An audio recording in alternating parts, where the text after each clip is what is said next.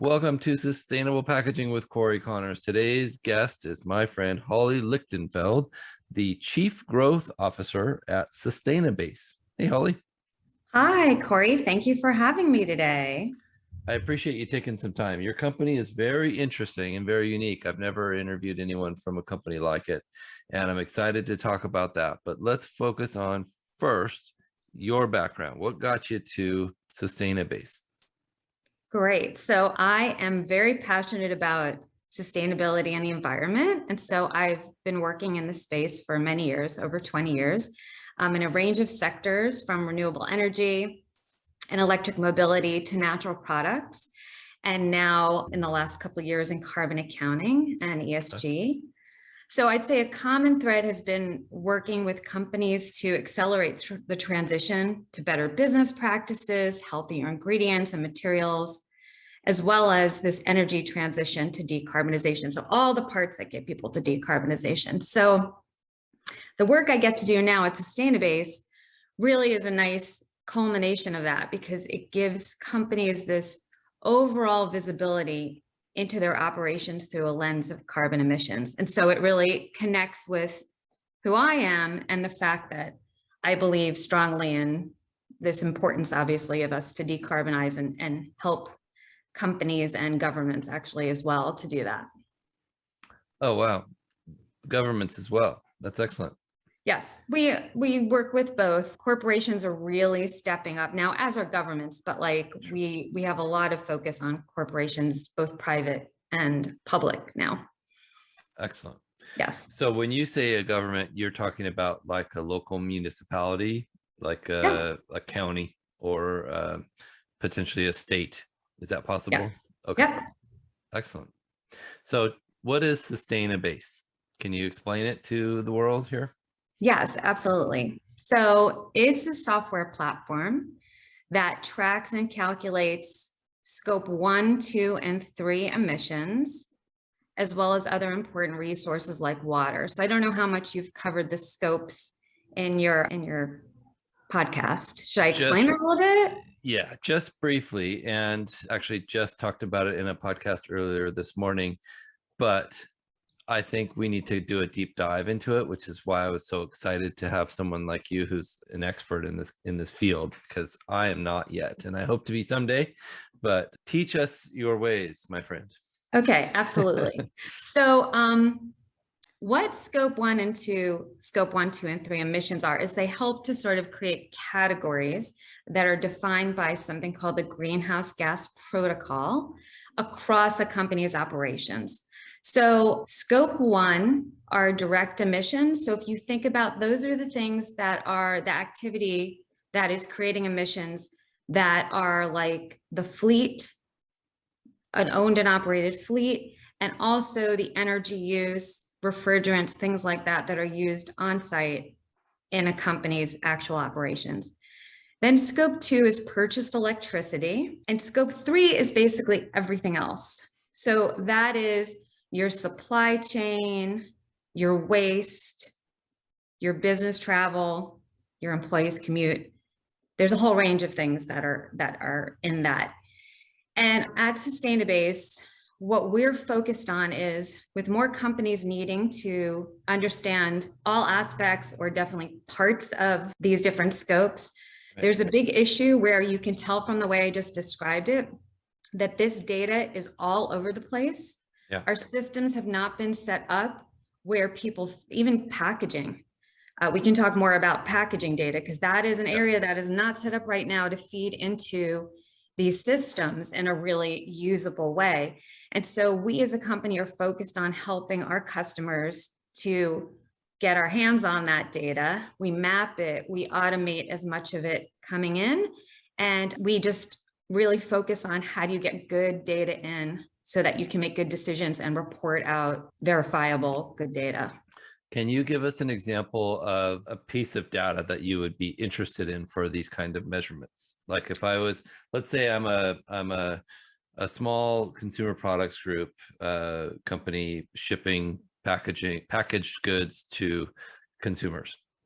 Yep. So what we first do is we look at who are you reporting to? What are you trying to manage first? We really help companies to understand what they should be tracking. So let's just take an example. Let's say there is a company that is a small packaged goods company that wants to collect data because they want to participate in the Amazon Climate Pledge Friendly program. That's something that's very relevant, especially to CPG companies. So for them, we'd have to actually collect almost everything because that requires full look at your product life cycle as well as your company operations. So an example there would be starting with, where do you operate? Are you in offices? Do you have any manufacturing yourself? And so we might start with just collecting the utility data, electricity, natural gas for them. And then we might move on to gathering things like their waste and even the products, materials that they use and the packaging, and have to really account for all of that. So those are some of the examples of the kinds of data that needs to be collected. So you would look at, let's say a company's using styrofoam or polystyrene coolers to ship something versus a corrugated or a paper option. Those numbers would be drastically different in your measurements, right? Correct. There's different factors and the calculations that are assigned to each of those. And to let you know, so in terms of like the types of companies that we work with, so we work with, let's say, consumer packaged goods and manufacturing companies who are either at the top of a supply chain or part of a supply chain where they have to report these things out. Then we also work with actual packaging companies because they're getting requests from they're in the supply chain, not only what is going on with the emissions of your actual product, but also what is going on with the emissions of your operation and how is your water use, how much water, and and looking to ask to set targets and improvements on that. And then we also, as a company, receive data from packaging companies. So that's why this is very interesting, because we interact with folks who work in packaging a lot. Well, and I'm a little bit biased, but packaging is a huge way where companies can make an impact quickly if they do it correctly, in my opinion. It's such a huge opportunity to improve your scope 3 emissions and to lower your carbon footprint in this world that's where this show comes in. That's why I wanted to spread the message about sustainable packaging. It's possible. And people don't think about that. I was on my last call or my last podcast was with Brandon from Labelcraft. They make a recyclable backer to labels. That, if you think about that, no big deal, right? Oh, just the backer paper. 30,000 truckloads a year go into the landfill full of this stuff that people don't think about, right? So these kinds of things are huge. And I just wanted to get maybe a couple ideas from you of maybe some success stories that you've seen. A company went from this product to that product, or they stopped doing this, or they started doing that. Can you give us some tips as an expert?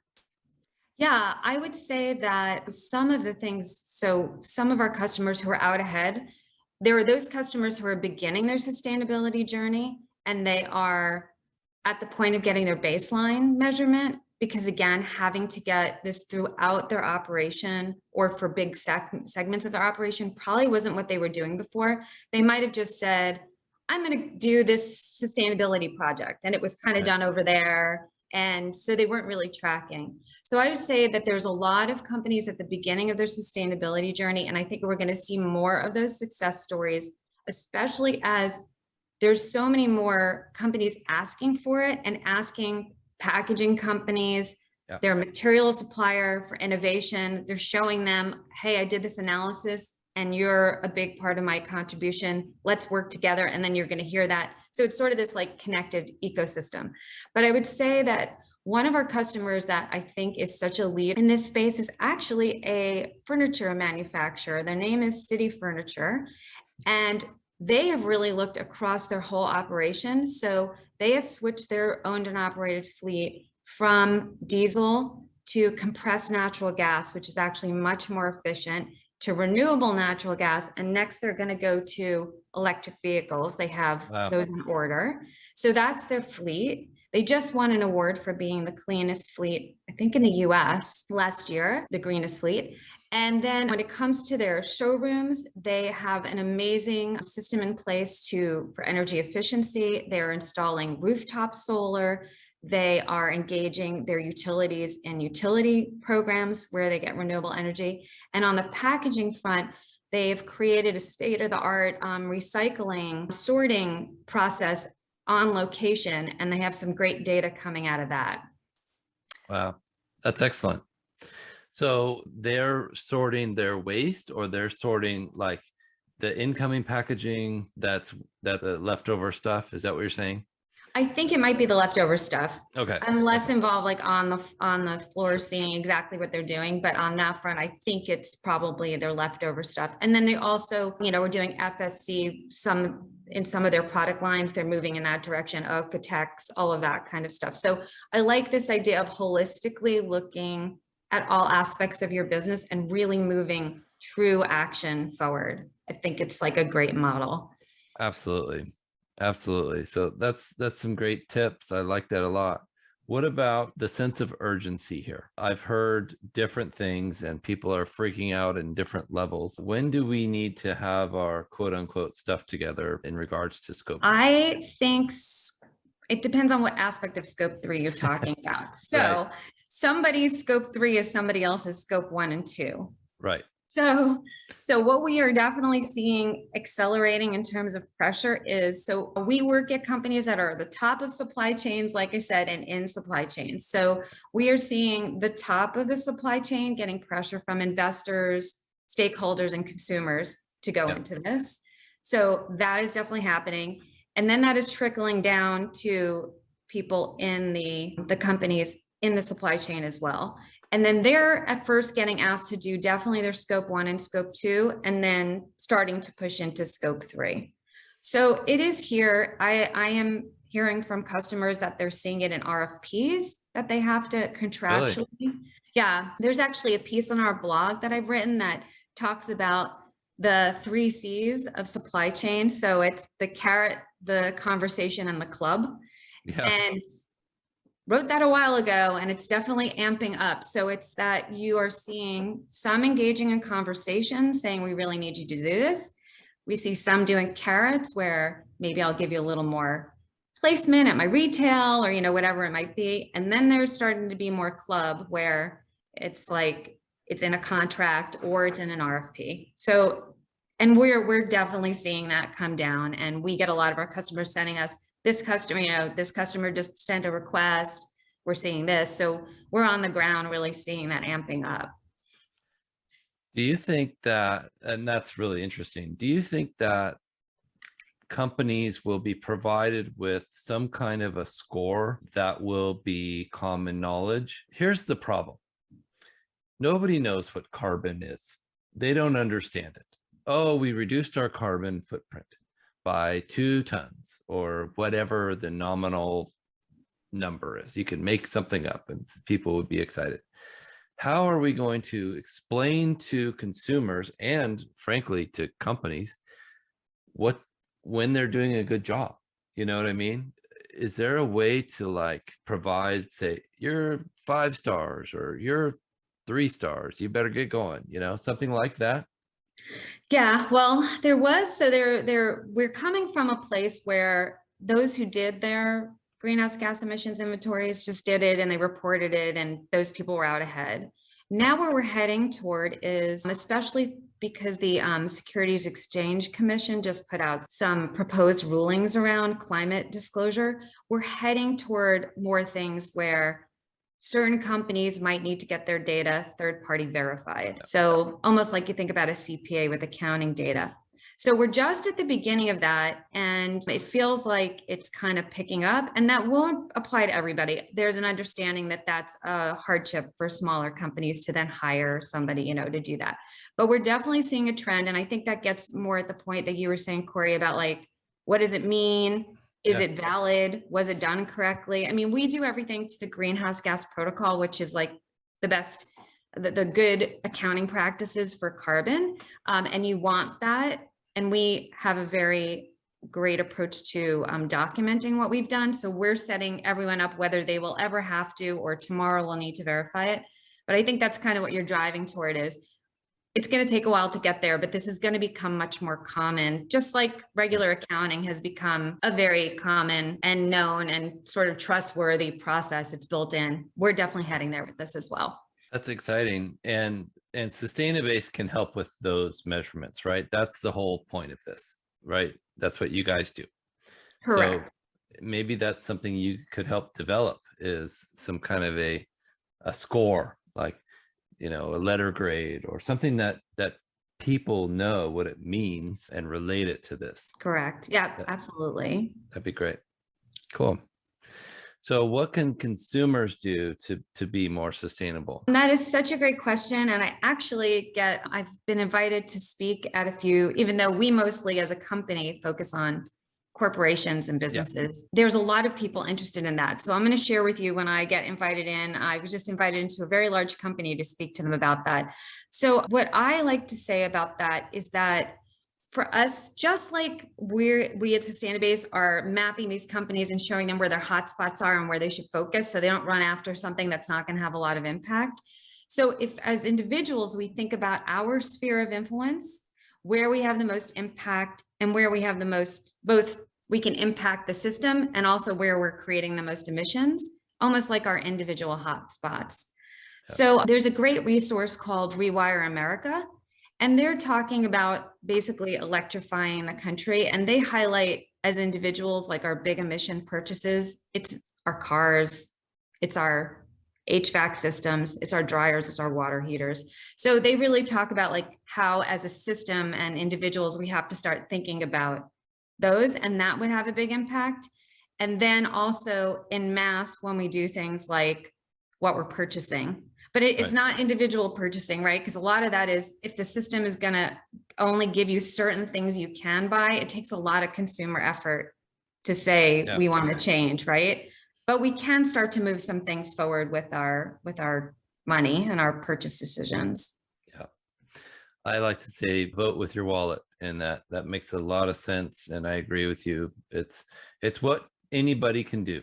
I think a lot of times we get defeated and we feel defeated when there's actually so many things that you can do as a consumer, as a non-professional in the packaging space. You can encourage your favorite brands to be more sustainable. You can buy the things that they provide that are the most sustainable and support that through social media and through all different types of efforts.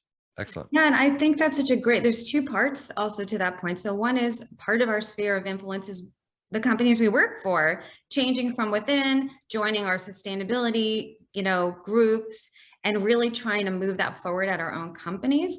And then there's also just doing what we're doing today, is talking about this, making sure it doesn't disappear, off of it's something that we really should be engaging with every day. And so as individuals, just talking about it and making sure that there's awareness of it is a big part of getting toward the solutions also. Well said. I agree 100%.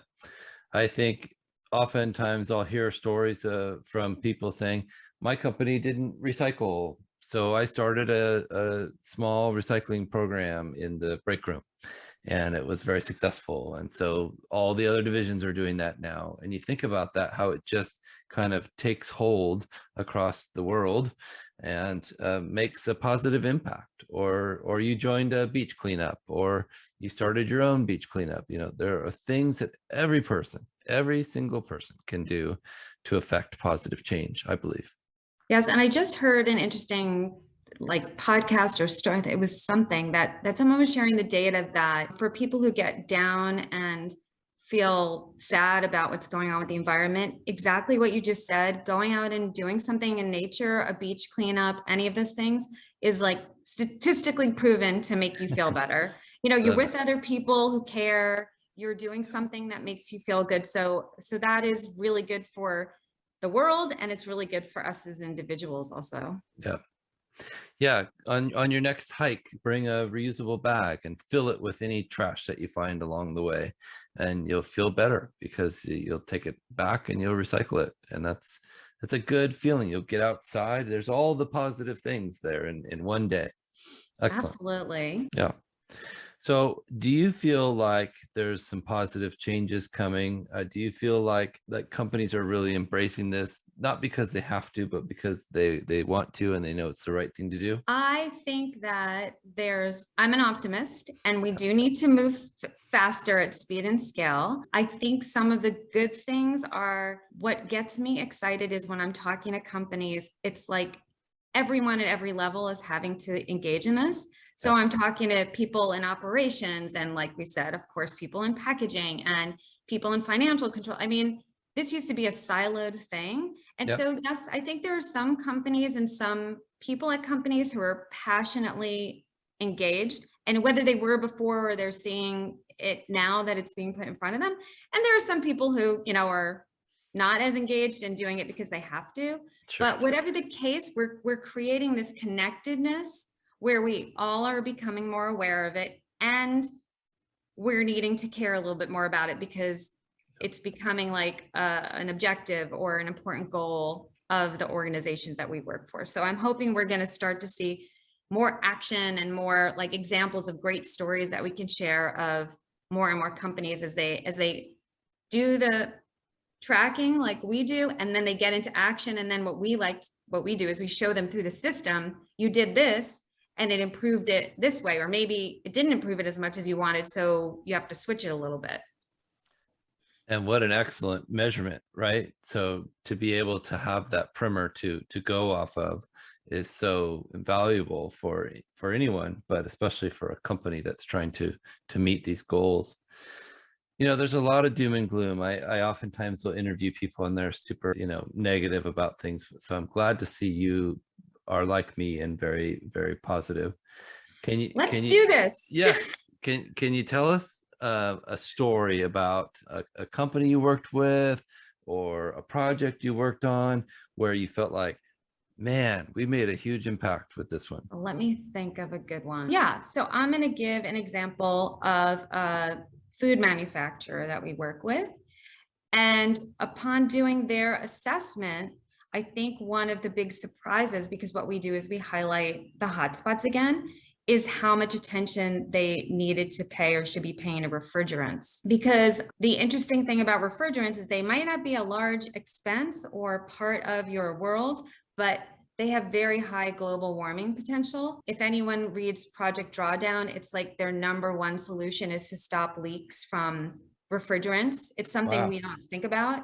So to show a company, like I was saying, yes, your electricity or your scope 3, your packaging, your materials are really important, but oh my gosh, this wasn't even on your radar. And Right. now we can start, there are more and more companies now that are helping to evaluate. So what happens is we would highlight that, and then they work with a company that is going to, help them financially to put a good system in place that would, replace their aging and not so good refrigerants. So that would be, I think that's just a really good highlight of where we need to go with insights that can make for really good stories that have high impact.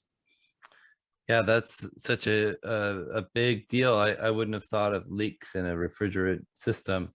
And there's all these trucks running around with those big boxes on the top. Those are generally refrigerated trucks, or we call them reefer trucks in the business. But I wouldn't have even thought to have addressed those with, maintenance to improve your sustainability. Wow. Yep. Excellent. Well, thank you so much for coming on the show. Can you tell people how to get in touch with you and Sustainabase? Yes, I would love to get in touch with you. Like I said, especially because if you are in any aspect of packaging, I would love to speak to you. There's so many different ways we can engage and partner together. So to reach me, you can go to sustainabase.com. You can just, do a contact us and say, I'm reaching out to LinkedIn. I'm very, very active on LinkedIn. So it's Holly Lichtenfeld. Hopefully you can find me. And my My email, also long, maybe hard to spell name, is hlichtenfeld@sustainabase.com. That's why going to our site and doing it through the contact us might just be easier. I'll put it in the show notes so people can just great. Click on it. Yeah. So if you're listening, scroll down, click the button, reach out to Holly. She's awesome. Thank you so much, Holly. Thank you, Landsberg Aurora, for sponsoring this podcast. If you're listening, please subscribe, give us a review. 5 stars are appreciated. And make sure you're subscribed so you don't miss the next episode. Thank you all for listening. Thank you, Holly. Appreciate you. Thank you so much.